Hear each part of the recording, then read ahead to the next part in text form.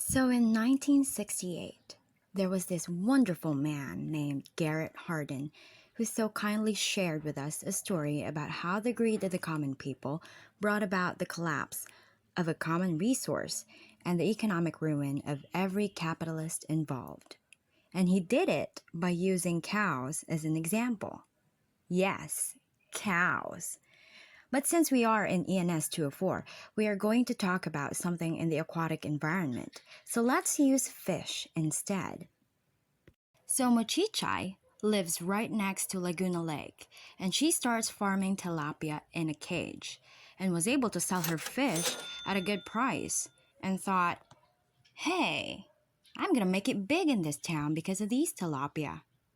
Then Pancho, her neighbor, thought of having his own tilapia cage in the lake too, seeing how good of a profit it makes.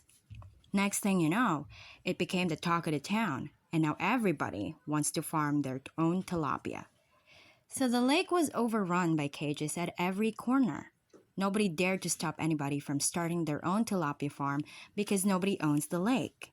Everybody just kept on farming and selling and farming and selling over and over until one day the water turned dark and murky and all the little fishies went up gasping for air, with some of them are on their last breath and others just floating and on the brink of death.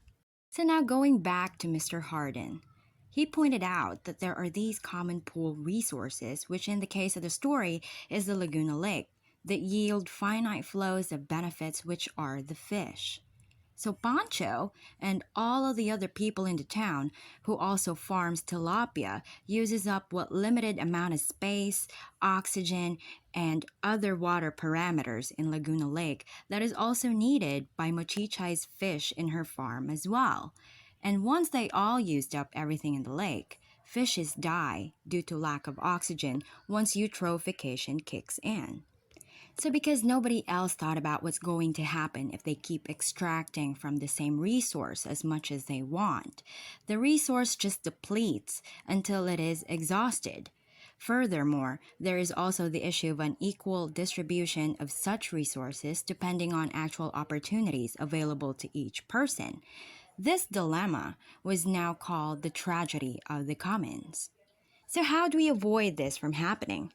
Now this is the cue for the fantastic Elinor Ostrom, who devised how to govern the commons. She found that state control and privatization is not the only solution, but people can be organized through self-governance, where Mochichai and the rest of the townsfolk can set the rules in order to allocate the common resource among themselves. So in the case of the tilapia farm of Mochichai, Pancho, and the rest of the fish farmers in town, set rules could be: who has the rights to access and use Laguna Lake? What should be the size of the fish cage allowed to use in the lake? Who will monitor whether the set rules in fish farming is being followed?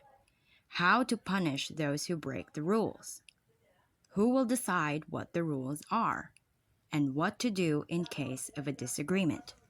Ultimately, the success of the commons depend on the kind of rules they set, and such rules are site-specific and may not work for a different place with different people and different resources.